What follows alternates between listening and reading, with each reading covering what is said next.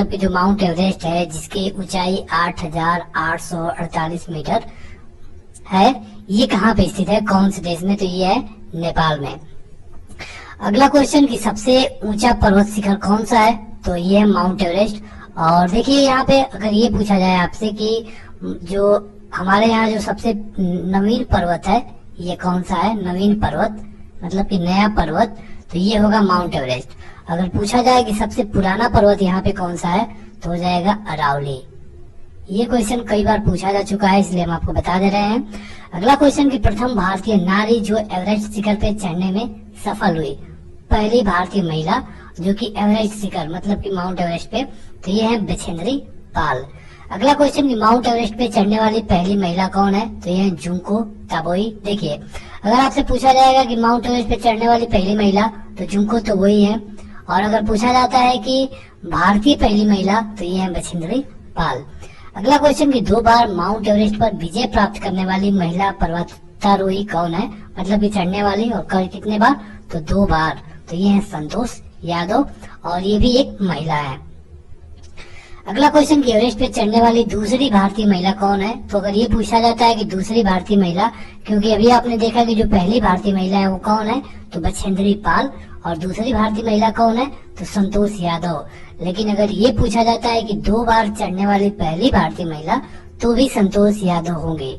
मतलब ये 2 बार चढ़ने वाली है, लेकिन अगर इस तरह क्रम में बात करें तो ये दूसरी बार चढ़ने वाली है भारत की तरफ से। अगला क्वेश्चन कि भारत की सर्वोच्च पर्वत शिखर चोटी कौन सी है, तो अभी आपने देखा कि जो माउंट एवरेस्ट है ये तो नेपाल में है, लेकिन भारत की सर्वोच्च पर्वत चोटी कौन सी है, K2 गाडविन आस्टिन। अगला क्वेश्चन कि हिमालय की ऊंची चोटी कंचनजंगा कहाँ पे स्थित है, तो यह नेपाल और सिक्किम में है। अगला क्वेश्चन कि नंदा देवी चोटी, तो जो नंदा देवी चोटी है ये गढ़वाल हिमालय का एक भाग है, और नंदा देवी शिखर कहाँ पे है, तो उत्तराखंड में है। तो अगला क्वेश्चन कि भारतीय समुद्र शास्त्रियों ने अरब सागर के तल में मुंबई से पश्चिम दक्षिण पश्चिम में लगभग 455 किलोमीटर दूर एक नए 1505 मीटर ऊंचे पर्वत की खोज की है। इस पर्वत का क्या नाम रखा गया है, मतलब कि इसकी खोज कहाँ पे हुई है, तो मुंबई से पश्चिम दक्षिण में लगभग 455 किलोमीटर दूर, और कितना ऊंचा है, तो 1505 मीटर ऊंचा है। इस पर्वत का क्या नाम रखा गया है, तो इसका नाम रखा गया है रमन सागर पर्वत। कितना ऊंचा है, तो 1505 मीटर। अगला क्वेश्चन कि अरावली, सतपुड़ा, अजंता और सह्याद्री पर्वत श्रेणियों में से वह जो केवल एक ही राज्य में स्थित है वो कौन सा है, इनमें से कौन केवल एक ही राज्य में स्थित है, तो ये है अजंता एवं एलोरा की पर्वत श्रेणियां जो है ये केवल महाराष्ट्र में है। बाकी को आप देखेंगे तो जो अरावली है ये भी कई स्टेटों में फैली हुई है। अगला क्वेश्चन कि महाराष्ट्र, कर्नाटक एवं गोवा में पश्चिमी घाट को क्या कहा जाता है, जो महाराष्ट्र है या फिर कर्नाटक गोवा है इसके पश्चिमी घाट को क्या कहा जाता है, तो इसे कहा जाता है सह्याद्री। अगला क्वेश्चन कि पहाड़ियों का दक्षिण से उत्तर की ओर बढ़ते हुए सही क्रम बताइए, दक्षिण से उत्तर की तरफ, तो यह है सतमाला, पीर पंजाल, नागा और कैमूर पहाड़िया। ये सारे क्वेश्चन आपके परीक्षा में पूछे जा चुके हैं। आप इसका पीडीएफ भी डाउनलोड कर पाएंगे और लिंक आपको इसी वीडियो के डिस्क्रिप्शन में मिलेगा। अगला क्वेश्चन है कि गुरु शिखर पर्वत चोटी कहाँ पे स्थित है, गुरु शिखर पर्वत चोटी, तो ये है राजस्थान में। कई बार ये क्वेश्चन पूछा जा चुका है। और अरावली का उच्चतम शिखर कौन सा है, तो ये है गुरु शिखर। देखिए अरावली को अगर आपसे ये पूछा जाता है कि सबसे पुराना पर्वत कौन है, तो अरावली, लेकिन अरावली का जो उच्चतम शिखर कौन सा है, तो ये है गुरु शिखर। गुरु शिखर है कहाँ, तो ये है राजस्थान में। अगला क्वेश्चन कि हिमालय की चोटियों का पूर्व से पश्चिम के दिशा में क्रम कौन कौन सा है, पूर्व से पश्चिम, तो ये है नमचा बरवा, कंचनजंगा, माउंट एवरेस्ट और नंदा देवी। नंदा देवी को अभी आपने देखा कहाँ पे है, तो यूके में, मतलब कि उत्तराखंड में। अगला क्वेश्चन है गोसाई थान, कामेट, नंदा देवी और त्रिशूल पर्वत शिखरों में से भारत में स्थित पर्वत शिखर कौन नहीं है, तो ये है गोसाई नाथ। अगला क्वेश्चन है कुल्लू घाटी जिन पर्वत श्रेणी के बीच अवस्थित है, कहाँ पे, किनके बीच में है जो कुल्लू घाटी है, तो ये धौलाधार तथा पीर पंजाल की जो पर्वत श्रेणियां हैं उनके बीच में है। और नेलांग घाटी कहाँ पे स्थित है, तो ये है उत्तराखंड में। मरखा घाटी कहाँ पे स्थित है, तो जम्मू एंड कश्मीर में। जोकू घाटी कहाँ पे स्थित है, तो नागालैंड में। और सांगला घाटी कहाँ पे स्थित है, तो हिमाचल प्रदेश में। अगला क्वेश्चन की वर्ष 2006 के लगभग मध्य में भारत और चीन के बीच व्यापार बढ़ाने के लिए पुनः खोला गया था किसको? ये है नाथुला दर्रा को। माड़ा पहाड़ी दर्रा कहाँ पे है? तो ये उत्तराखंड राज्य में स्थित है, माड़ा पहाड़ी दर्रा। जोजिला पहाड़ी दर्रा कहाँ पे है? तो ये जम्मू एंड कश्मीर में स्थित है। बर्निहाल दर्रा कहाँ पे है? तो ये जम्मू एंड कश्मीर में स्थित है। नाथुला दर्रा, तो अभी आपने देखा कि नाथुला दर्रा को कब खोला गया था? 2006 में। क्यों? तो भारत और चीन के बीच में व्यापार को बढ़ाने के लिए। तो ये नाथुला दर्रा सिक्किम में है। ये सबको पता है कि जो नाथुला दर्रा है ये सिक्किम में है, लेकिन नीति दर्रा कहाँ पे है? तो नीति दर्रा है उत्तराखंड में। अगला क्वेश्चन, और यहाँ पे देखिए उसी तरह जो भूगोल से रिलेटेड क्वेश्चन दिए गए हैं। बूम ला दर्रा कहाँ पे है? तो अरुणाचल प्रदेश में। जिलेब ला दर्रा कहाँ पे है? तो सिक्किम में। मुलिंग ला दर्रा उत्तराखंड में। सिपकी ला दर्रा कहाँ पे है? तो हिमाचल प्रदेश में। रोहतांग दर्रा कहाँ पे है? तो हिमाचल प्रदेश में। माना दर्रा कहाँ पे स्थित है? तो उत्तराखंड में। सबसे बड़ा हिमनद कौन सा है? तो ये है सियाचिन। सियाचिन के ग्लेशियर के बारे में आपने जरूर सुना होगा। अगला है कि भटकल, अर्नाला, मिनिकॉय और हेनरी द्वीपों में से भारतीय तट रेखा के सुदूरवर्ती द्वीपों की श्रेणी में कौन आता है? तो ये है मिनिकॉय द्वीप। अगला क्वेश्चन की पर्वतीय दलों का पश्चिम से पूर्व की तरफ सही क्रम बताइए। जो पर्वतीय दल है उनका पश्चिम से पूरब की तरफ सही क्रम बताइए। तो यह है सिपकीला, लिपुलेख और नाथुला तथा बोमडीला। हिमालय में हिम रेखा कितनी कहाँ है? हिमालय में हिम रेखा, तो यह है 4300 से लेके 6000 मीटर के बीच पूर्व में। हिमालय की ऊंचाई कितनी है? तो 8848 मीटर। हालांकि इससे बढ़ रहा है। और आपको बता दें कि जहाँ पे हिमालय है वहाँ पे पहले टिसीथ नामक समुद्र हुआ करता था, जो कि दो पर्वतों को टकराने के बाद यहाँ पे हिमालय का निर्माण हुआ। अगला क्वेश्चन की चोरावाली ग्लेशियर कहाँ पे स्थित है? चोरावाली, तो ये है केदारनाथ मंदिर के उत्तर में। हिमालय के हिमनद से के पिघलने की गति क्या है? तो जो हिमालय का हिमनद है ये सबसे तेज गति से पिघल रहा है। और उत्तराखंड के कुमाऊं प्रक्षेत्र में अवस्थित हिमनद कौन सा है? उत्तराखंड के कुमायूं में, कुमायूं वाले क्षेत्र में, तो ये है मिलाम हिमनद। अगला क्वेश्चन कि भारत के दक्कन के पठार पर बेसाल्ट निर्मित लावा शैलों का निर्माण किससे हुआ है? जो भारत के दक्कन के पठार है, यहाँ पे जो बेसाल्ट का निर्मित लावा है, यहाँ पे जो लावा है उनके शैल का निर्माण किससे हुआ है? तो ये कब हुआ है? तो ये हुआ है क्रिटेशियन युग में। मेघालय का किस पठार का भाग है? मेघालय किसका भाग है? तो ये है प्रायद्वीपीय खंड का। अगला क्वेश्चन कि भारत के अतिरिक्त प्रायद्वीपीय पर्वत निर्मित हुए हैं किस टाइम पे? भारत के अतिरिक्त, तो ये है पैलियोजक महाकल्प में। अगला क्वेश्चन कि छोटा नागपुर पठार का सबसे अधिक घना बसा जिला धनबाद है, तो ये किस लिए जाना जाता है? धनबाद, तो ये खनन उद्योग का विकास तथा औद्योगिकरण के लिए जाना जाता है धनबाद को। अगला क्वेश्चन कि छोटा नागपुर पठार क्या है? तो यह अग्र गंभीर है, अग्र गंभीर। और अगला क्वेश्चन कि मालवा का पठार, छोटा नागपुर का पठार, दक्कन का पठार तथा प्रायद्वीप का पठार में से अरावली तथा बिंद श्रृंखलाओं के मध्य कौन स्थित है? इनमें से मतलब ऑप्शन 1, 2, 3 तथा 4, इनमें से कौन अरावली तथा बिंद श्रृंखलाओं के बीच में है?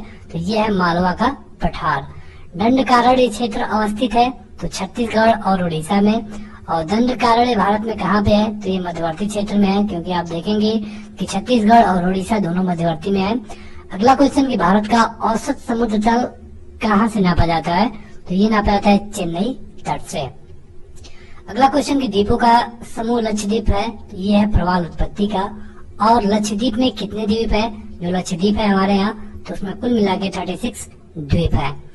अगला क्वेश्चन कि भारत के प्रादेशिक जल क्षेत्र का विस्तार कितना है? मतलब कि जो हमको जल क्षेत्र मिलता है समुद्र में, तो ये है 12 समुद्री मील तक। भारत की तट रेखा की कुल लंबाई कितनी है? मतलब कि सारे स्टेट की लंबाई आपको बताना है जो कि समुद्र से लगे हुए हैं, तो 7500 किलोमीटर। और गुजरात में सबसे अधिक समुद्र, भारत में सबसे अधिक समुद्र तट की रेखा किसकी है? तो ये है गुजरात का। और भारत में तट रेखा से कितने राज्य लगे हुए हैं? तो ये है 9। आप गुजरात से काउंट करना शुरू करेंगे और आपको यहाँ उड़ीसा तक आना पड़ेगा। अगला क्वेश्चन कि प्राचीन भारतीय इतिहास भूगोल में रत्नाकर नामक सूचक था, ये कहाँ पे था? तो ये था हिंद महासागर का सूचक था भारतीय इतिहास के भूगोल में, और इसका नाम था रत्नाकर। अगला क्वेश्चन कि भारतवर्ष के पश्चिमी पट्टी शहरों में कुल्लूर, नागरकोइल, जंजीरा एवं सिंधुदुर्ग का उत्तर से दक्षिण में सही क्रम बताइए। मतलब कि यहाँ पे जो कन्नूर है, नागरकोइल है, जंजीरा है और सिंधुदुर्ग, इनका उत्तर से दक्षिण क्रम में इनको सजाना है। तो पहले आएगा जंजीरा, कन्नूर, नागरकोइल और सिंधुदुर्ग। तमिलनाडु और आंध्र प्रदेश के तट का क्या नाम है? तो देखिए, जो तमिलनाडु और आंध्र प्रदेश का तट है इसे कहते हैं कोरोमंडल तट। इसी तरह जो दूसरा वाला तट है, मतलब कि उड़ीसा वाला, इसे कहते हैं मालाबार तट। अगला क्वेश्चन कि भारत के तटों में कृष्णा डेल्टा एवं क्रेप प्रेमोरियन के मध्य स्थित है, यह है कोरोमंडल तट, जिसके बारे में अभी आपने देखा। तमिलनाडु और आंध्र प्रदेश के तट का नाम है। अगला है कि केप कैमोरियन के नाम से जाना जाता है किसको? तो कन्याकुमारी को। अगला क्वेश्चन कि अंडमान और निकोबार द्वीप समूह के सर्वोच्च शिखर पल्याड़ शिखर, मतलब कि जिसको सैडल पीक भी कहते हैं, ये कहाँ पे स्थित है? Saddle peak. तो ये है उत्तरी अंडमान में। और अंडमान और निकोबार द्वीप समूह कहाँ पे स्थित है? तो बंगाल की खाड़ी में। अगला क्वेश्चन कि अंडमान निकोबार द्वीप समूह में द्वीपों की कितनी संख्या है? तो ये है लगभग 200। और लक्षद्वीप में कितनी है? तो लगभग 36। अगला क्वेश्चन की जो 10 डिग्री चैनल है, ये किसको किसको बांटता है? ये एक नाम है 10 डिग्री चैनल, ये कई बार पूछा जा चुका है आपके परीक्षा में। तो अंडमान और निकोबार द्वीप समूह को बांटता है कौन? तो 10 डिग्री चैनल। अगला क्वेश्चन कि बैरन द्वीप कहाँ पे है? तो ये है बंगाल की खाड़ी में। तो अगला क्वेश्चन कि भारत के पश्चिमी तटीय मैदान के उत्तरी भाग को कौन से नाम से जाना जाता है? जो पश्चिमी तटीय मैदान भाग है, इसके उत्तरी भाग को, तो इसे जाना जाता है कोकण के नाम से। यहाँ पे जो रेलवे चलती है उसको कोकण रेलवे भी कहा जाता है। अगला क्वेश्चन कि भारत का वह देश जिसका उद्गम ज्वालामुखी है, तो ये है बैरन द्वीप। अगला क्वेश्चन कि श्री हरिकोटा द्वीप कहाँ पे है? तो यह है पुलिकट झील के समीप श्री हरिकोटा द्वीप। राम सेतु कहाँ से शुरू होता है? तो ये होता है धनुषकोडी से। और लक्षद्वीप कहाँ पे स्थित है? तो ये है अरब सागर में। भारत का प्रवाल द्वीप कौन सा है? तो लक्षद्वीप। यहाँ पे कुल कितने द्वीप हैं? तो कुल मिला के 36। और लक्षद्वीप टापू कहाँ पे अवस्थित है? तो दक्षिण पश्चिम भारत में है। आगे बढ़ते हैं। तो अगला क्वेश्चन है कि उपराष्ट्रपति का चुनाव कौन करता है? तो उपराष्ट्रपति का चुनाव संसद के सदस्य करते हैं। अब संसद का मतलब क्या है कि मान लीजिए संसद है और इसमें होता है लोकसभा, एक होता है राज्यसभा। तो इन दोनों सदस्य मिलकर के उपराष्ट्रपति का चुनाव करते हैं। हालांकि जो उपराष्ट्रपति होता है, जब उपराष्ट्रपति चुन लेने के बाद राज्यसभा का पदेन सभापति बना दिया जाता है। राज्यसभा में जो भी काम होता है उसका ये सभापति करता है हमेशा उपराष्ट्रपति। अब यहाँ से एक क्वेश्चन बार बार बनता है कि इनकी मिनिमम एज कितनी होनी चाहिए, मतलब कि कम से कम उम्र कितनी होनी चाहिए? तो 35 साल। और जो प्रधानमंत्री है इसके लिए कम से कम उम्र कितनी होनी चाहिए? 25 साल। अगला क्वेश्चन है कि विजय स्तंभ कहाँ स्थित है? तो विजय स्तंभ है चित्तौड़गढ़ में। और अगला है कि विश्व का सबसे लंबा, मतलब कि 9438 किलोमीटर जो रेल मार्ग है और उसका नाम है ट्रांस साइबेरियन, जो कि रूस में है, ये किन दो शहरों को जोड़ता है? तो ये जोड़ता है सेंट पीटर्सबर्ग और व्लादिवोस्तोक को। देखिए यहाँ पे कई क्वेश्चन कवर हो जाते हैं। ये भी आपसे पूछा जाएगा कि विश्व का सबसे लंबा रेल मार्ग कौन है? तो ये हो जाएगा ट्रांस साइबेरिया। और ये किसको किसको जोड़ता है? तो सेंट पीटर्सबर्ग और व्लादिवोस्तोक को। ये कहाँ पर है? तो ये है रूस में। अब रूस की राजधानी कहाँ है? मॉस्को। और यहाँ के इस समय राष्ट्रपति कौन है, मतलब कि 2019 में? तो ये है व्लादिमीर पुतिन। अगला क्वेश्चन है कि अमरकंटक किस नदी का उद्गम है? देखिए इस तरह के क्वेश्चन भी हमेशा बने हैं एग्जामों में, जैसे कि कौन सी नदी कहाँ से निकली है। तो यहाँ पूछा जा रहा है अमरकंटक के लिए। तो अमरकंटक है नर्मदा नदी का। अब ये नर्मदा नदी कहाँ बहती है? तो ये बहती है, इसका अधिकतर भाग बहता है मध्य प्रदेश में। नर्मदा नदी जब जबलपुर में जाती है तो वहां पे एक वाटरफॉल बनाती है, जिससे कि आपके परीक्षा में प्रश्न पूछे जाते हैं।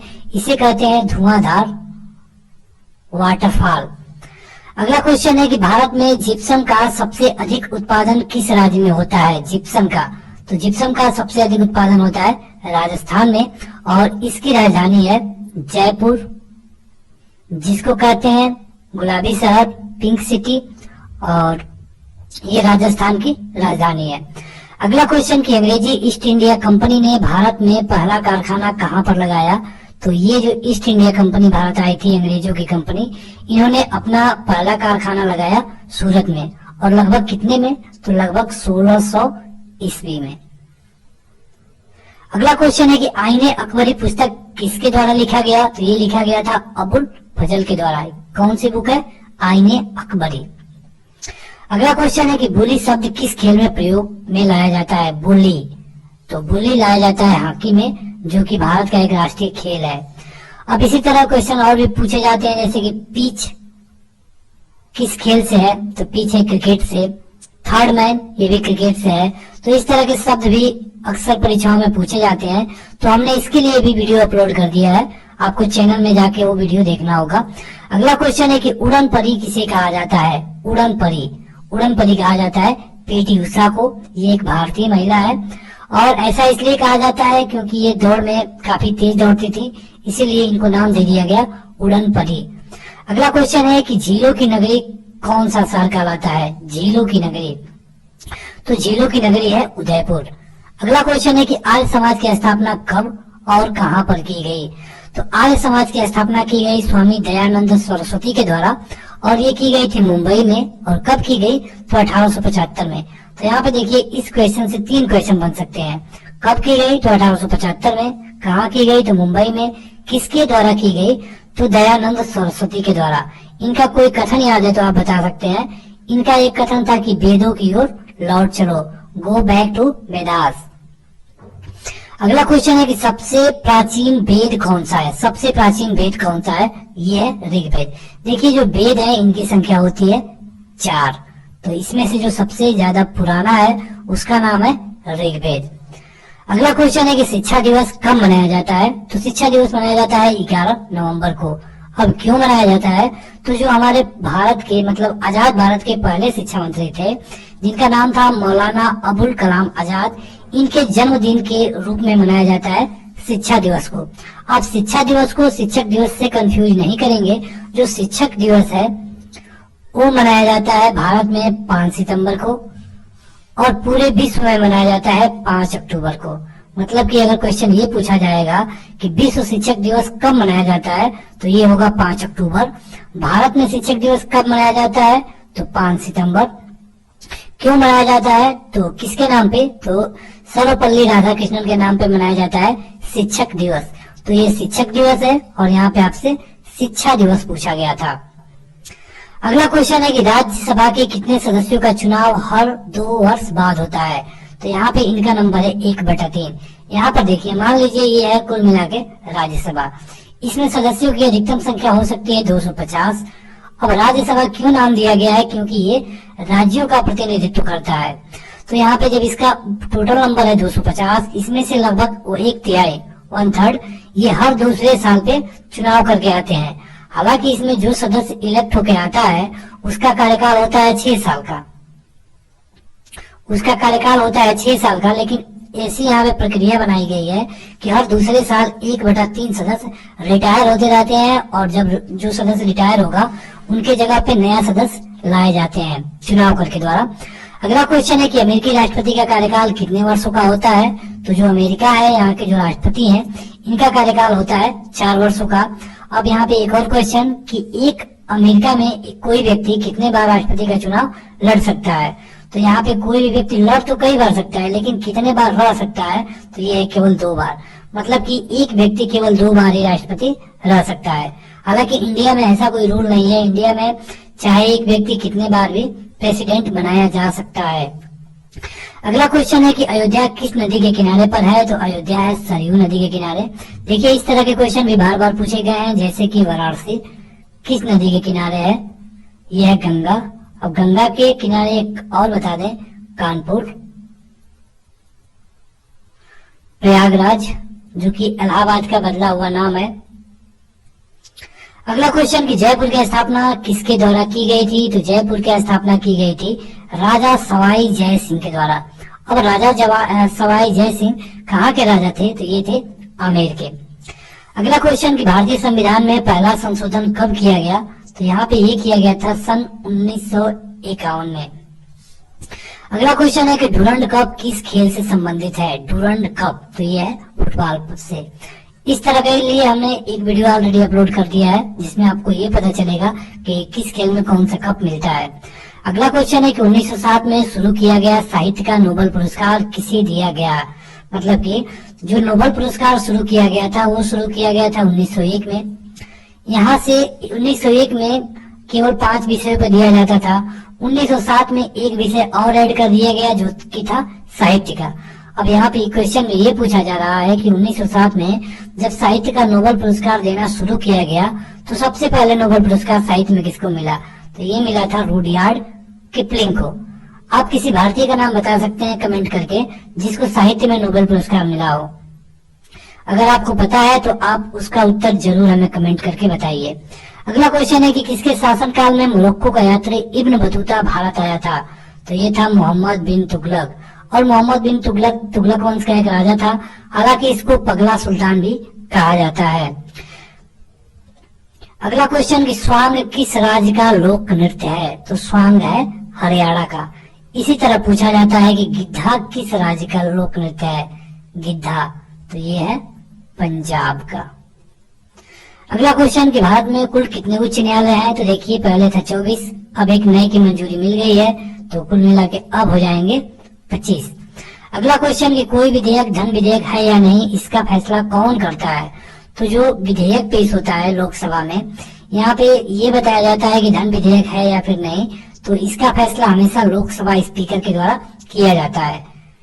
यहाँ पे किसी भी विधेयक को धन विधेयक बताने का अधिकार लोकसभा स्पीकर को है। हालांकि इनके निर्णय को कोर्ट में चैलेंज किया जा सकता है, लेकिन जो प्रारंभिक निर्णय होगा वो लोकसभा अध्यक्ष का ही मान्य होगा। ऐसा इसलिए किया जाता है क्योंकि देखिए जो धन विधेयक है इसके मामले में केवल लोकसभा को ज्यादा पावर है। इसमें धन विधेयक के मामले में राज्यसभा को ज्यादा पावर नहीं है। इसीलिए लोकसभा अध्यक्ष अधिकतर मामलों को धन विधेयक बजाकर आराम से उसे लोकसभा से पास करवा लेते हैं। अगला क्वेश्चन पे आगे बढ़ते हैं। तो अगला है कि भारत की पहली महिला IPS अधिकारी कौन है। तो यह है किरण बेदी।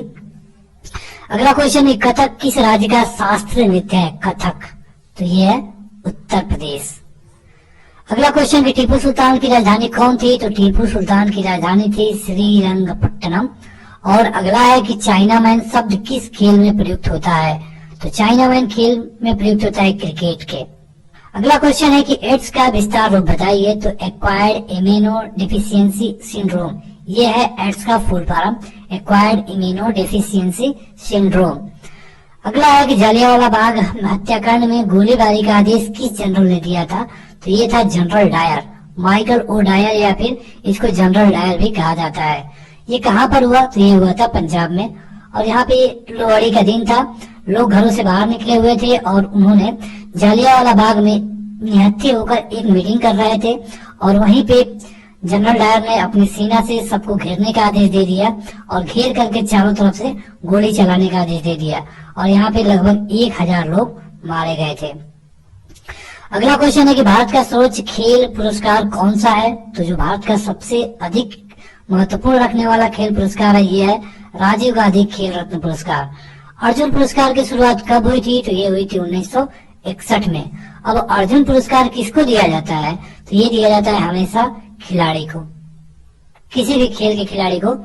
इसी तरह एक और पुरस्कार है, उसको कहते हैं द्रोणाचार्य पुरस्कार। ये किसको दिया जाता है। ये हमेशा दिया जाता है किसी भी खेल के कोच को। अगला क्वेश्चन कि भारत की मानक समय रेखा कौन सी है। तो भारत की मानक समय रेखा इलाहाबाद से गुजरती है और ये है 82.5 डिग्री पूर्वी देशांतर। अगला है कि मैग्नेसी पुरस्कार पाने वाले प्रथम भारतीय कौन थे। तो ये थे, इनका नाम था विनोबा भावे। मोनालिसा किसकी विश्वविख्यात पेंटिंग है। तो आपने नाम सुना होगा मोनालिसा का। तो ये है लियोनार्डो दा विंची की एक पेंटिंग। अगला क्वेश्चन है कि अंतिम मुगल सम्राट कौन था। तो अंतिम मुगल सम्राट थे बहादुर शाह जफर द्वितीय, जिनको अंग्रेजों ने बिठूर भेज दिया था। अगला क्वेश्चन है कि तंबाकू पर पूरी तरह प्रतिबंध लगाने वाला विश्व का पहला देश कौन था। तो ये था भूटान। अगला है कि पटना का प्राचीन नाम क्या था। तो पटना का प्राचीन नाम था पाटलिपुत्र। दिल्ली में लाल किला किसके द्वारा बनवाया गया। तो ये बनवाया गया था मुगल बादशाह शाहजहां के द्वारा। और शाहजहां ने एक और निर्माण करवाया जिसको कहते हैं ताजमहल, कहाँ पर है? तो ये तो बताना नहीं है, तो आगरा में है। क्यों बनवाया? तो अपनी बेगम मुमताज महल के याद में। अगला है कि नेताजी सुभाष चंद्र राष्ट्रीय खेल संस्थान कहाँ पर स्थित है? तो ये है पटियाला में। आगे बढ़े तो अगला क्वेश्चन है कि भारत सरकार का संवैधानिक मुखिया कौन होता है? तो यहाँ का जो संवैधानिक मुखिया होता है राष्ट्रपति। अब देखिए, इंडिया में भले ही राष्ट्रपति के पास ज्यादा पावर नहीं है, लेकिन यहाँ पे जो भी काम होते हैं, जैसे कि किसी देश से कोई समझौता करना है, युद्ध करना है, कोई नया कानून बनाना है, वो हमेशा राष्ट्रपति के नाम से ही प्रमाणित होता है। तो इसीलिए यहाँ का संवैधानिक प्रमुख राष्ट्रपति है। हालांकि यहाँ पे जो सबसे अधिक पावर है वो सेंट्रल गवर्नमेंट के कैबिनेट में है। तो अगर अभी तक आपने इस वीडियो को लाइक नहीं किया है तो वीडियो के नीचे दिए गए लाइक के बटन को दबाकर इसे जरूर लाइक कर दीजिए, और आप इसे अपने दोस्तों में शेयर भी कर सकते हैं।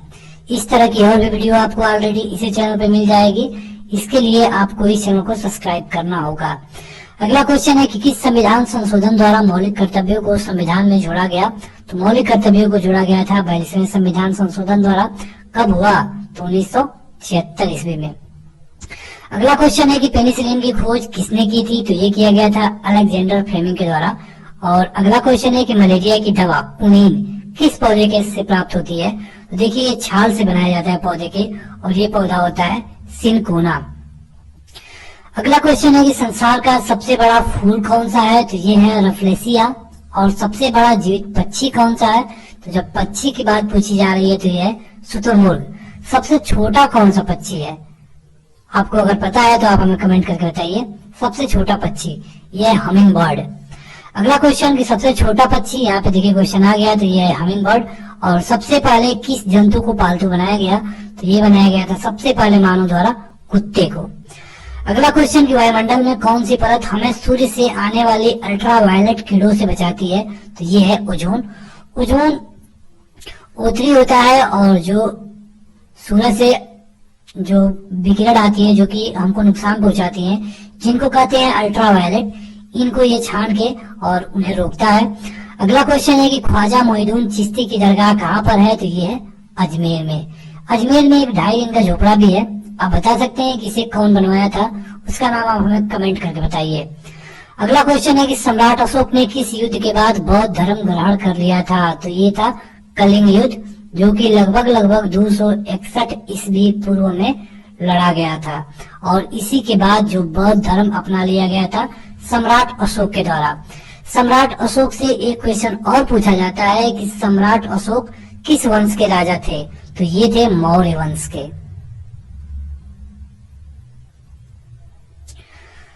आगे बढ़े उससे पहले बता दें कि अगर आप इसे किसी पेज वाइज पढ़ना चाहते हैं, जैसे कि लाइन बाय लाइन, जैसे कि आप बुक में पढ़ते हैं, तो आपको इसका लिंक भी इसी वीडियो के डिस्क्रिप्शन में मिलेगा।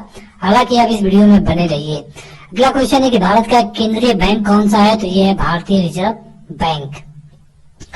अगला क्वेश्चन कि सलारगंज म्यूजियम कहाँ पर स्थित है? सलारगंज म्यूजियम, तो ये स्थित है हैदराबाद में।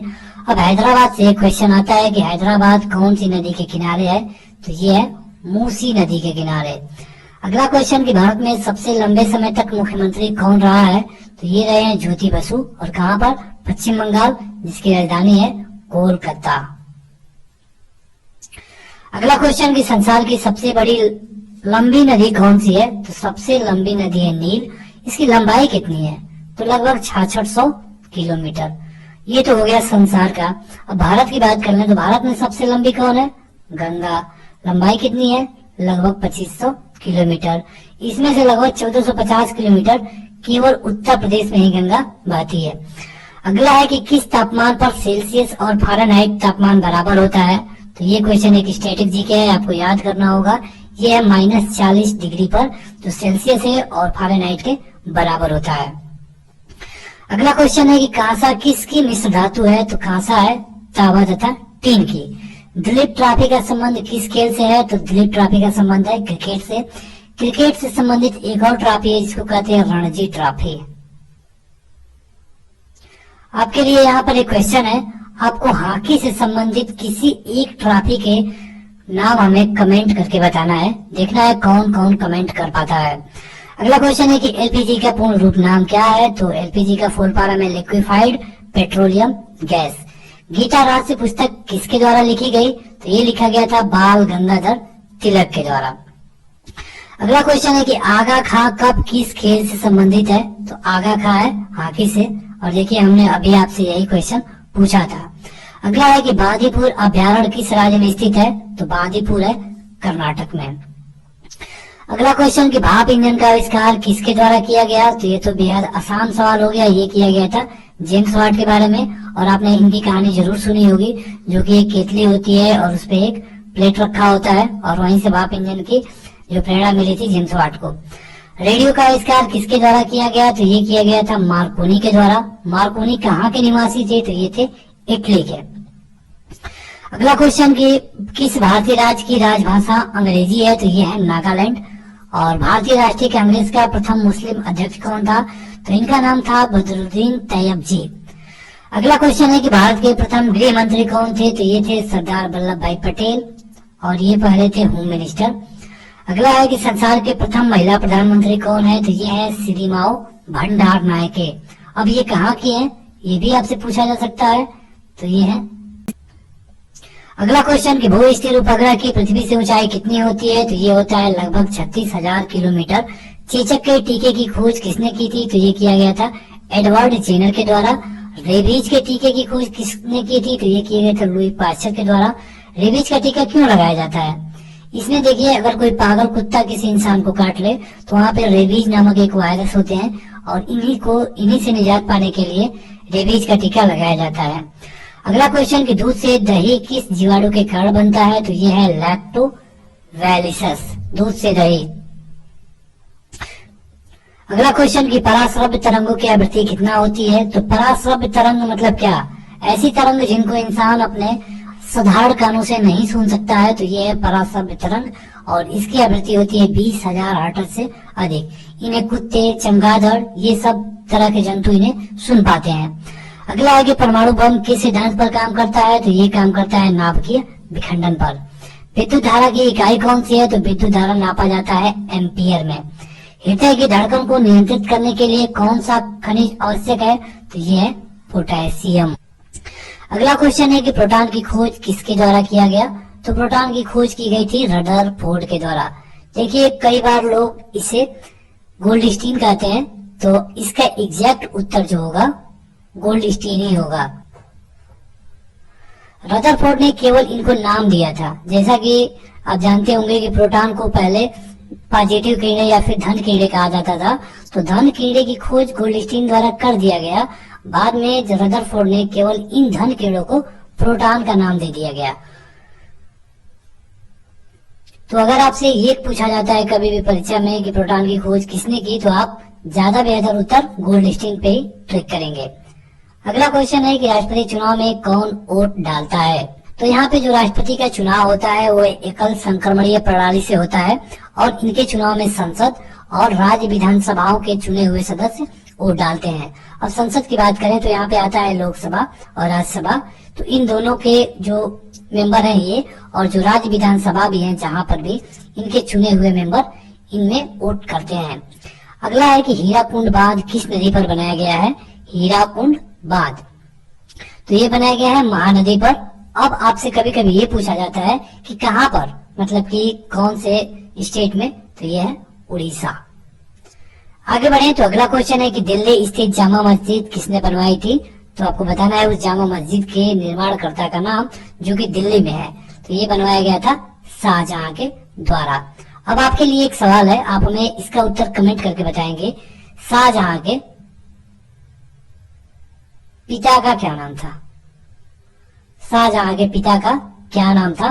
शाहजहां के बारे में आपको बता दें तो यह एक मुगल बादशाह था, तथा इसने ही जो आगरा में ताजमहल का निर्माण करवाया। अगला क्वेश्चन है कि भारत में प्रथम परमाणु बिजली घर कहाँ पर स्थापित किया गया है? तो यह स्थापित किया गया है तारापुर में, प्रथम परमाणु बिजली घर। आगे बढ़े तो अगला क्वेश्चन है कि शांति निकेतन की स्थापना किसने की? शांति निकेतन तो ये किया गया था रविंद्रनाथ टैगोर के द्वारा।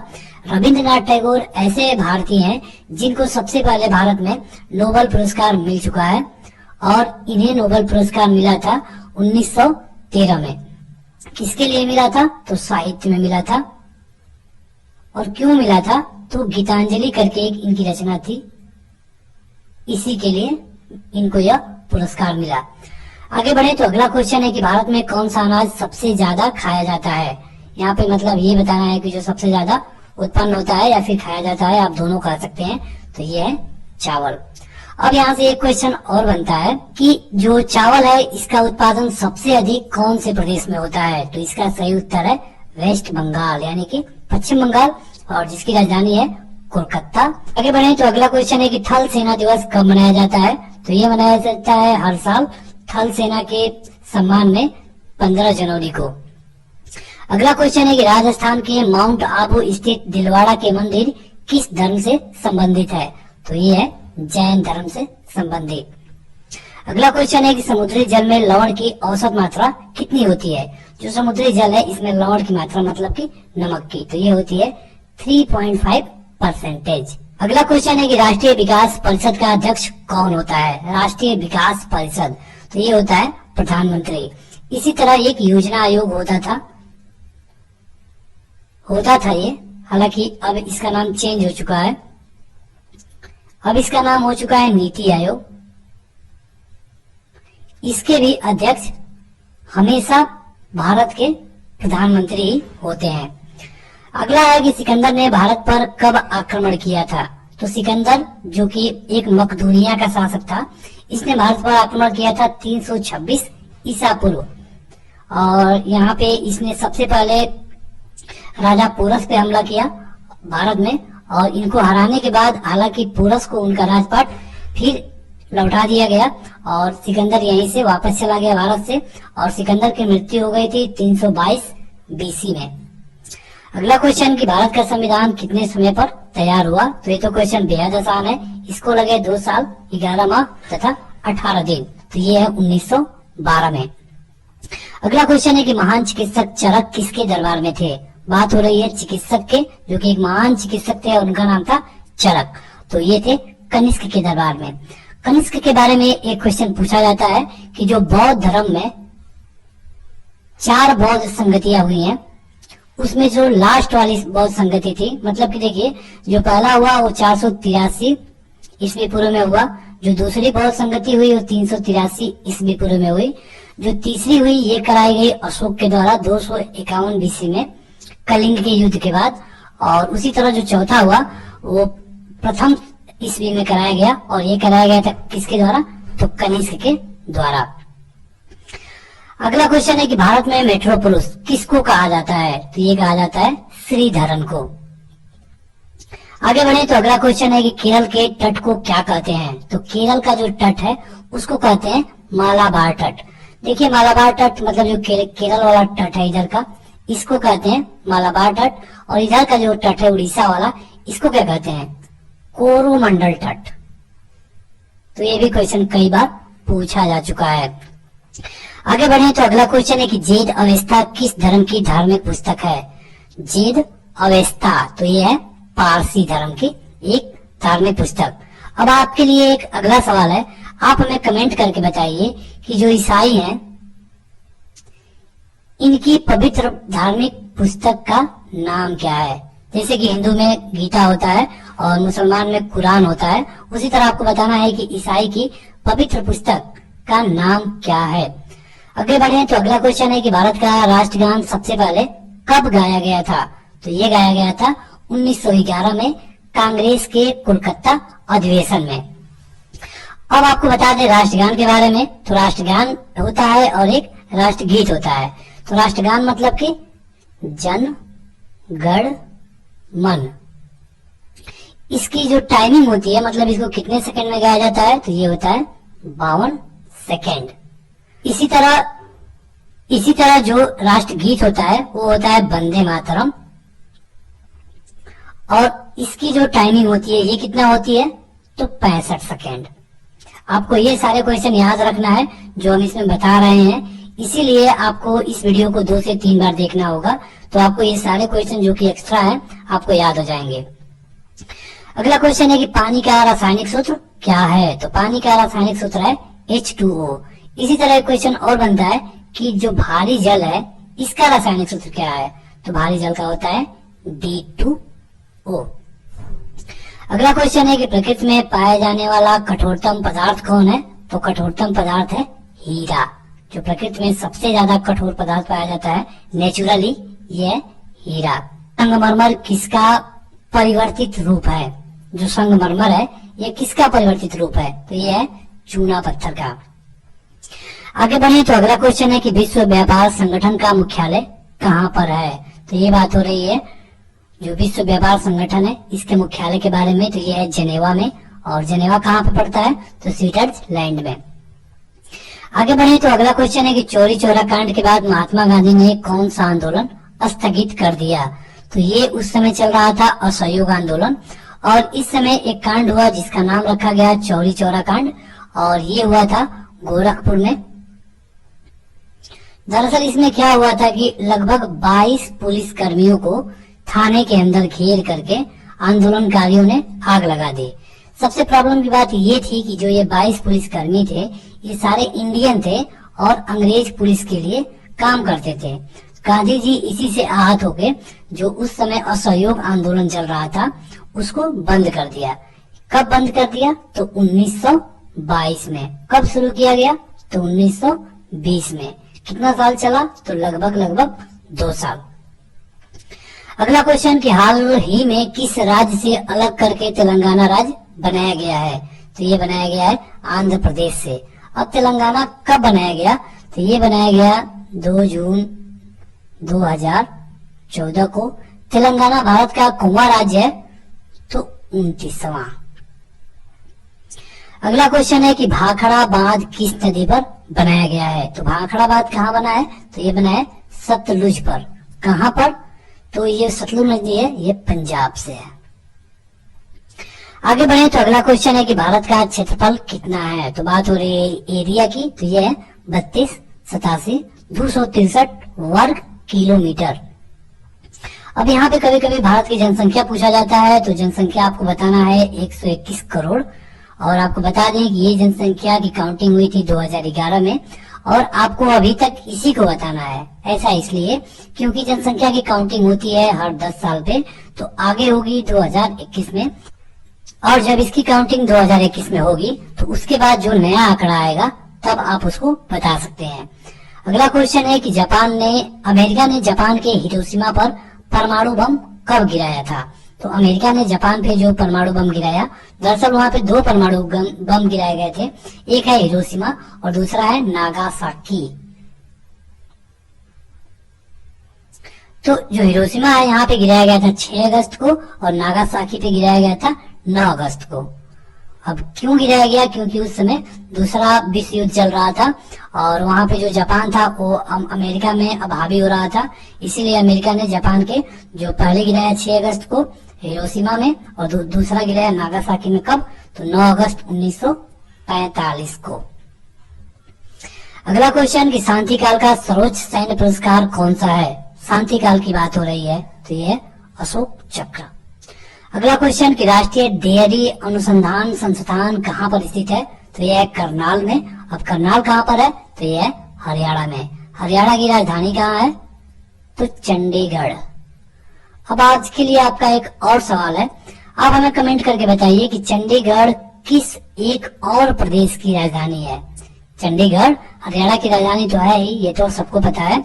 यहाँ पे चंडीगढ़ किसी एक और प्रदेश की राजधानी है।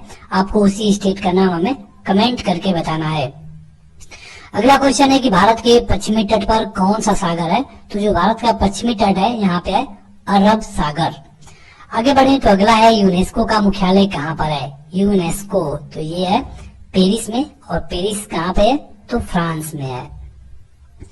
अगला क्वेश्चन है कि विश्व व्यापार संगठन की स्थापना कब हुई थी? तो ये हुई थी 1995 में, और इसका मुख्यालय कहाँ पे है? अभी हमने कमेंट किया, अभी हमने आपको बताया था। तो ये है जिनेवा में। जिनेवा कहाँ पे है? तो स्विट्जरलैंड में है।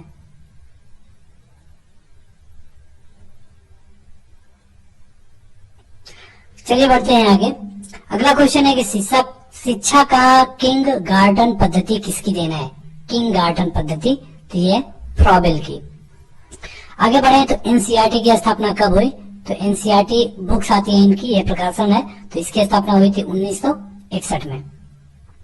आगे बढ़े तो अगला क्वेश्चन है कि तानसेन किसके दरबार में संगीतज्ञ थे? तो तानसेन थे अकबर के दरबार में। देखिए अकबर के दरबार में 9 रत्न होते थे, मतलब कि 9 व्यक्ति थे स्पेशल, और इसी में तानसेन भी थे।